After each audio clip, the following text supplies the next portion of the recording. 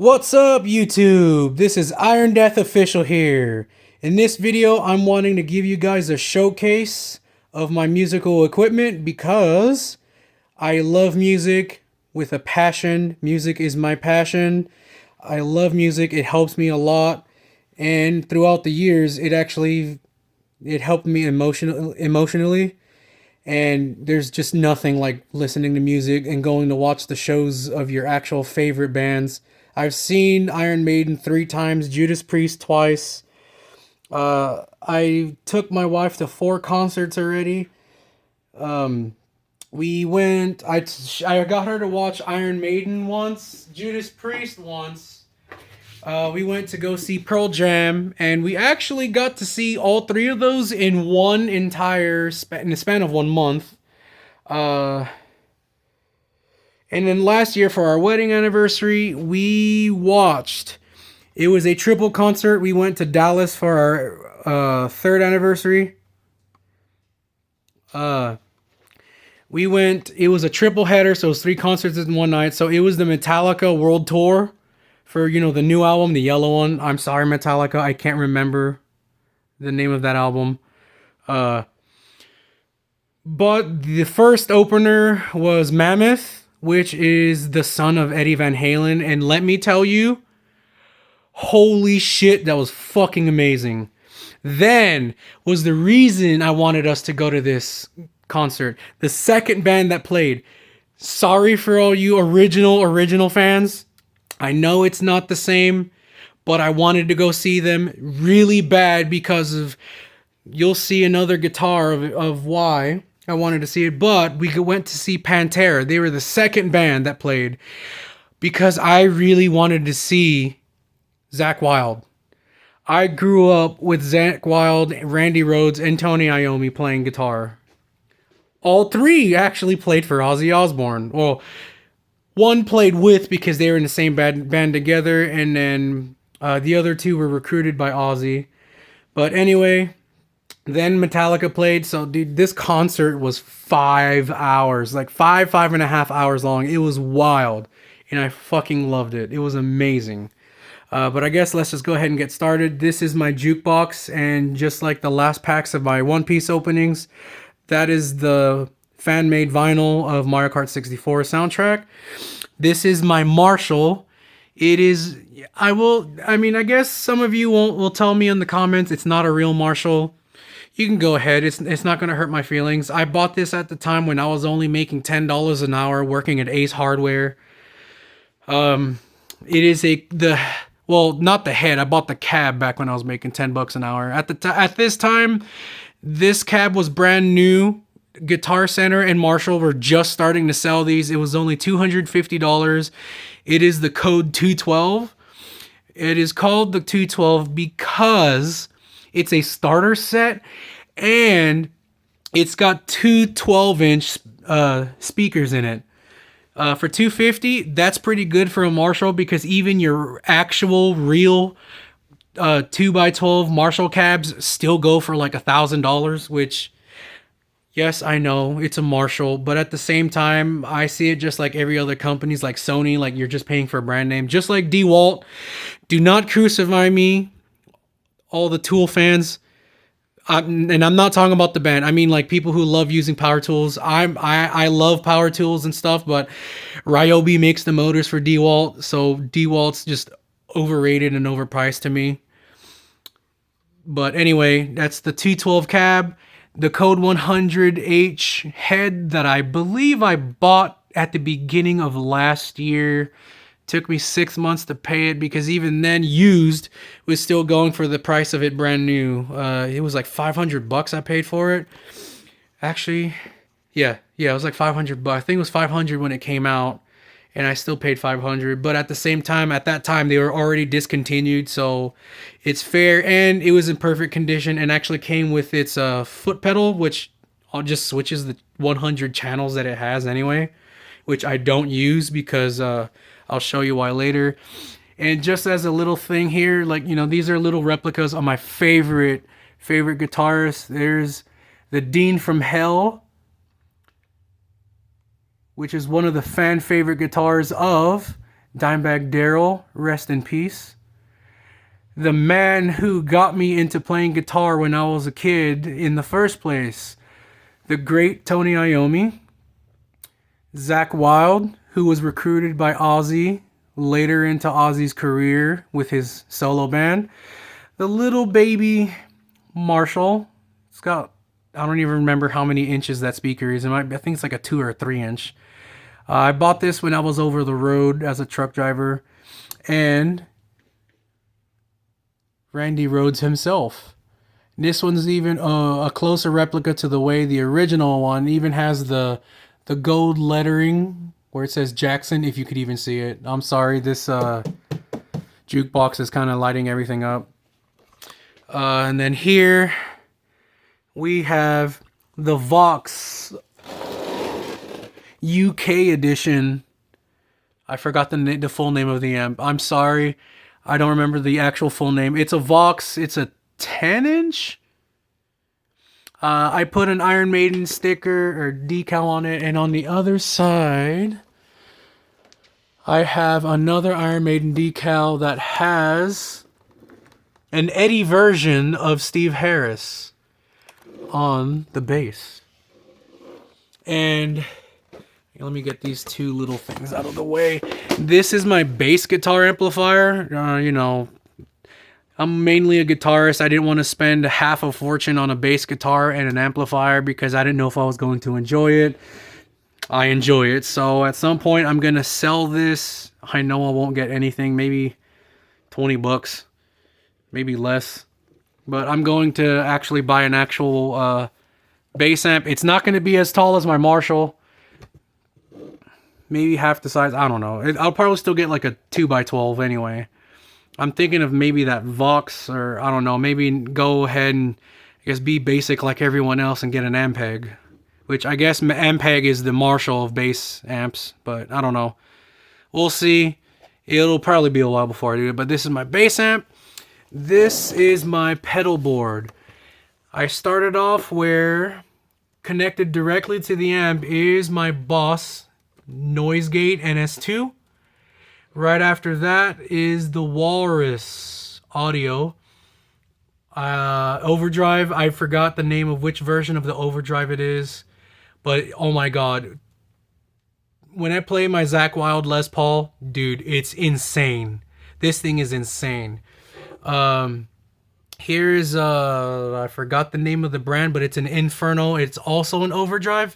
This one was like $55-$60 on Amazon. This one's really good, and it goes really well with my man, I'm gonna spoil the names of my guitars, but my Adrian Smith SDSQ, Jackson Stratocaster, pretty much. And what I got lucky is I went to a local music store about an hour and a half away in a town, an hour and a half away from me, and they had this for $100. You could say it was either overpriced or fairly priced. Just go ahead and put it in the comments what you think on the price this was. This is a chorus pedal, and I will say that this, playing on a clean channel, is beautiful. But when I add this combined with one of my overdrive pedals, it's amazing. It literally has, it's like adding reverb without adding reverb, like if you're playing at an actual concert. It's absolutely wild. For my first guitar, that came with this case for $900 that I bought, and it was also $900 brand new when these things first came out back in Guitar Center back in the day. Correct me if I'm wrong, but these were from like 2002 to 2012. This one is a 2007 model. And this is the Korean model, as you see right there. And then there's the serial number. But it's my Zakk Wylde Les Paul, Zakk Wylde Bullseye Custom in the yellow cream finish, which I actually kind of prefer that over the white finish. I don't know why, because, you know, that looks fabulous, but I don't know, like with the gold, this looks better to me, in my opinion. And it's heavy as hell. This guitar weighs a good amount. Back in 2011, I got this Epiphone SG G310. These got discontinued in 2012. The whole guitar was just black, and it has dotted inlays. It still has the dotted inlays. During COVID, I kind of used one of my stimulus checks to just completely rebuild this thing. I think it was worth it. I made this guitar look beautiful as hell. I gave it these decals that are actually made for a Les Paul, but I actually managed to make it work. These black gray sparkle is just paint. I just bought like gray sparkly paint from Walmart. Honestly, I bought these on Amazon. They're metal, and then it has a plastic mother of pearl gem. I think it's super glued to it. I also changed the bridge and the tailpiece. These are actual Epiphone parts. I did not buy shitty Chinese ones off of eBay. I actually went online and bought black ones off of an Epiphone that someone took out of an Epiphone that, they didn't want it. A lot of people customize their guitars and they take their old parts out. So I bought this off of somebody, and it actually says Epiphone under the tailpiece, and this was with it. So since this came with this one, hopefully this is the real Epiphone one and not a fake one that they just gave away. I just repainted these, obviously with that Walmart paint, and I actually went ahead and bought. I had to spend I think I spent an entire week, hours each week, studying and looking all the different versions of a full pick guard plate for SGs, because I will tell you there are so many different sizes, and there are actually a lot of sizes that were not going to fit this guitar, especially when it came to the Pro SGs, even if it's an Epiphone or a Gibson. So I actually found a store that made ones for the actual SG G310, which is this guitar, and I got it to fit, and it fit perfectly with everything. I took out the gray screws that this guitar came with on the pick guard, and I bought black ones to match it a little better. Everything fit perfectly fine. The only one was this one right here that kind of stripped the wood, and it wouldn't go in because of that. It destroyed the wood in here. So I just super glued that in there. So, this it's never going to come out unless I really need to work on it, and then it'll have to be super glued again. I bought this guitar. I already don't even remember how old I was back in 2011. It was like 15, 16. Right? No. Yeah, 2011.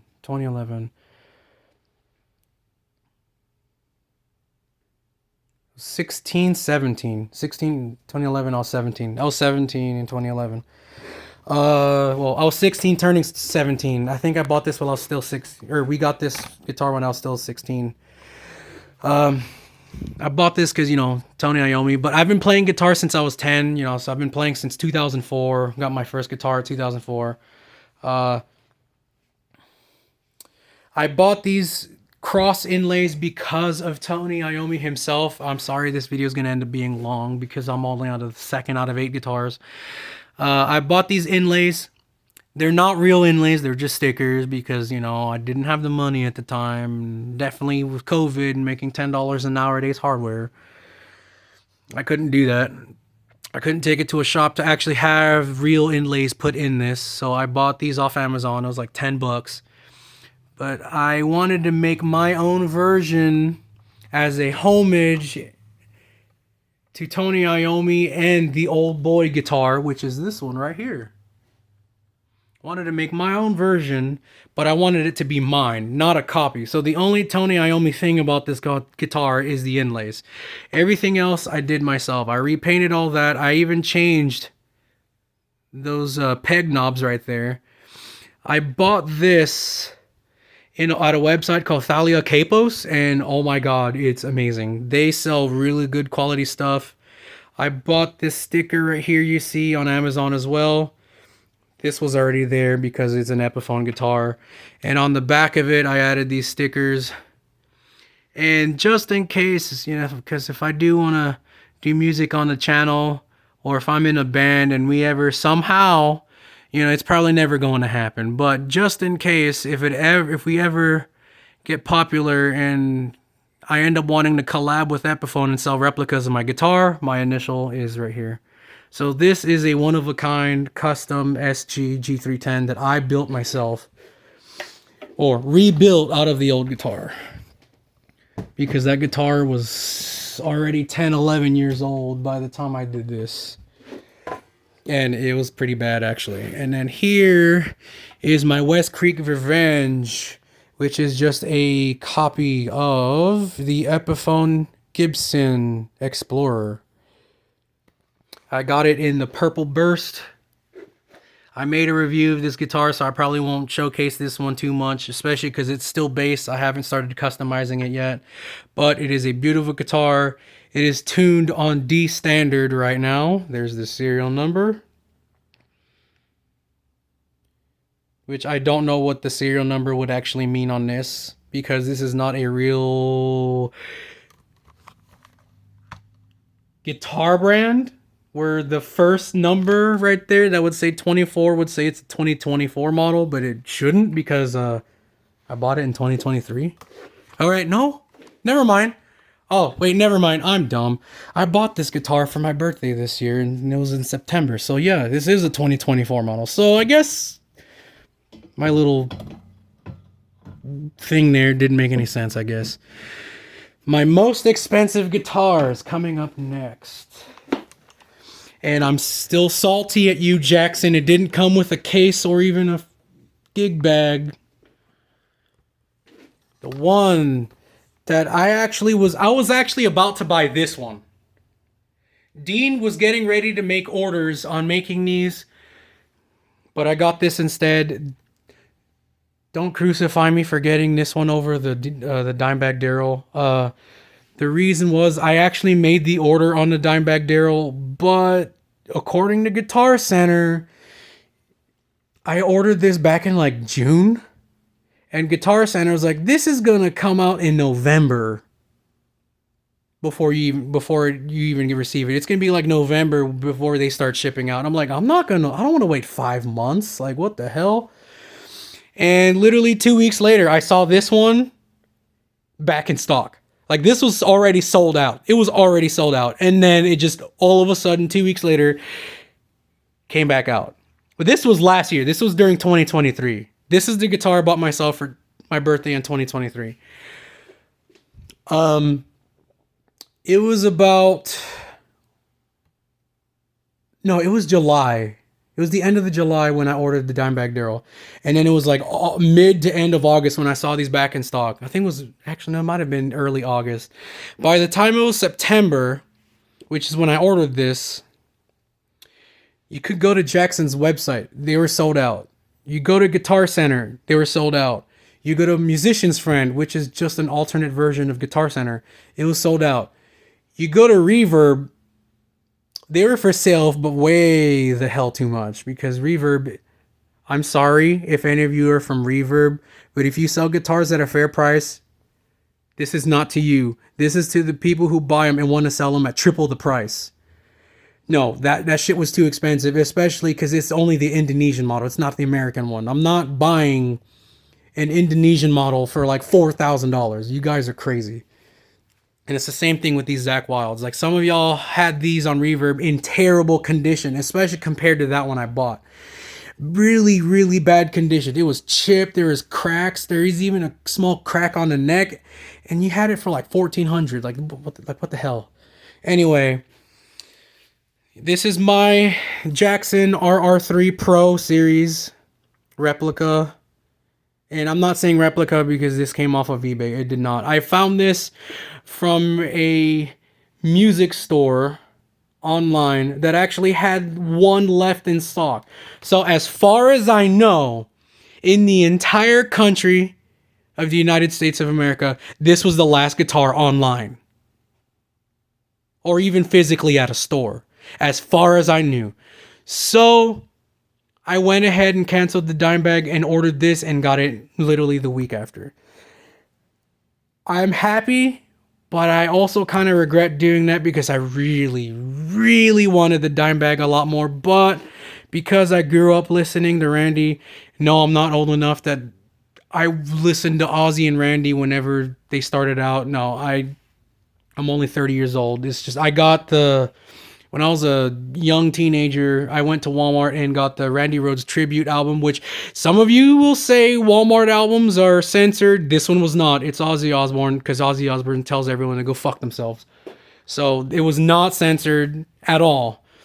And I fucking fell in love with how Randy played the guitar. And then right after that, I started getting into Ozzy Osbourne with Zakk Wylde playing for him. And that's why I got these two. I actually knew about Zakk Wylde way earlier in life than Randy Rhoads, which is why I bought this one. It was my dream guitar. And after like 20 years of wanting this guitar, I finally got it. And now I have my second dream guitar, which was Randy Rhoads. I do want to buy the Tony Iommi Gibson SG, the Monkey SG, but I don't know because I do have my own replica version, which is not even a replica. It's my own style. But anyway, on to the next guitar because this video is getting long as hell. This is my Jackson SDXQ. It is the Adrian Smith, the green. It is the green Jackson Strat with the whammy bar. And it's not the Pro American version, it's the Indonesian model, which means it doesn't really go up because of the way they built it. You can just see it there. There's no... On Jacksons, they cut a hole like this wide behind the bridge. So you can pull this up. So when you play it, you can only go down because it won't... See?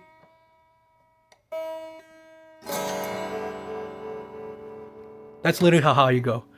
But it's no problem because I did learn Zakk Wylde's little fake whammy bar trick that he does, which I thought was badass.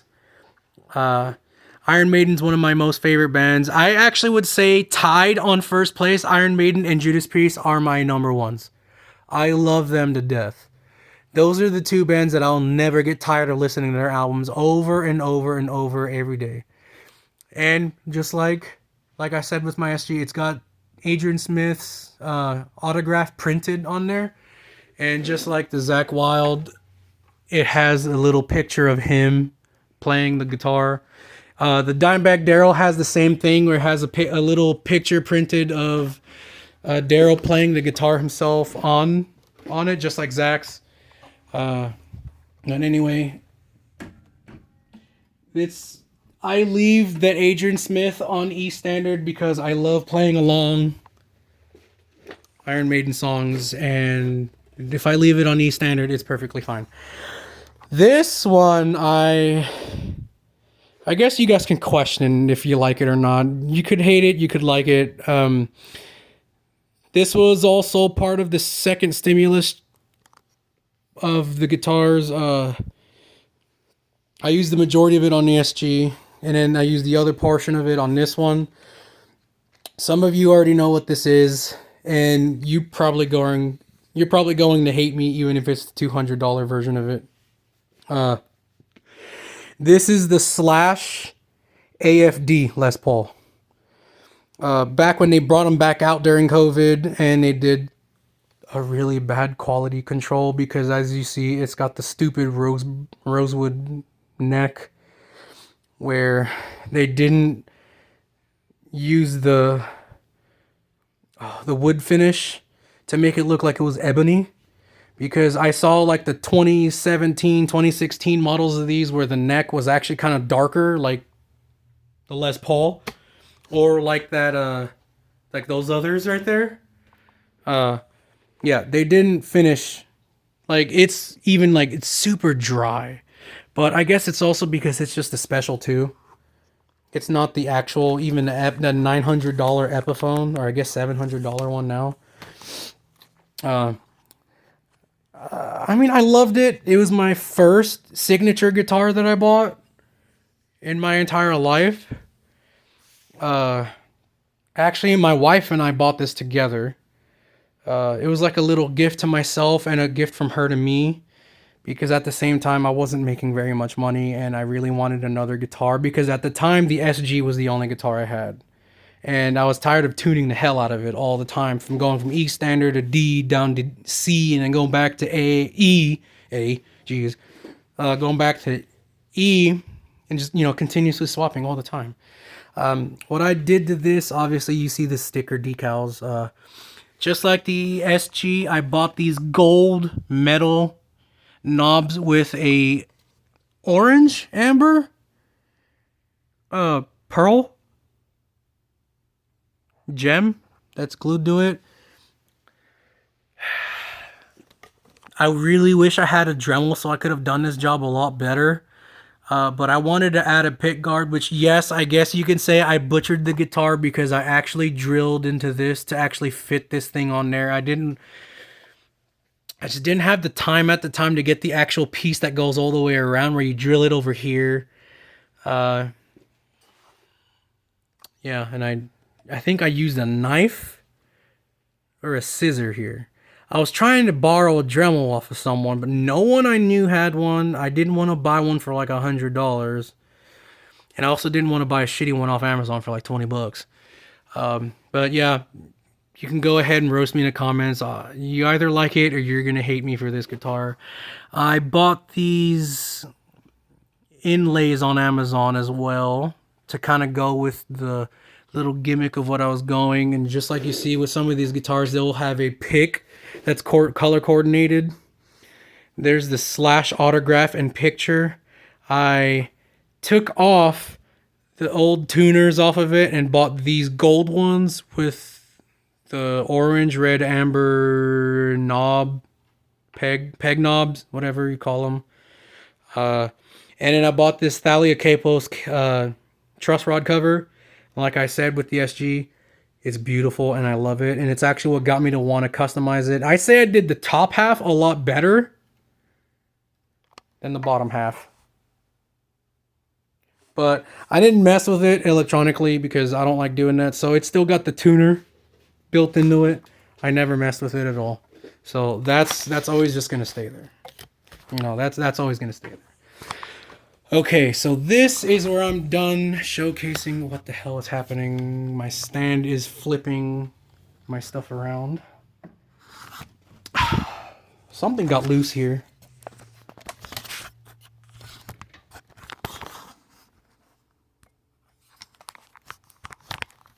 What the heck?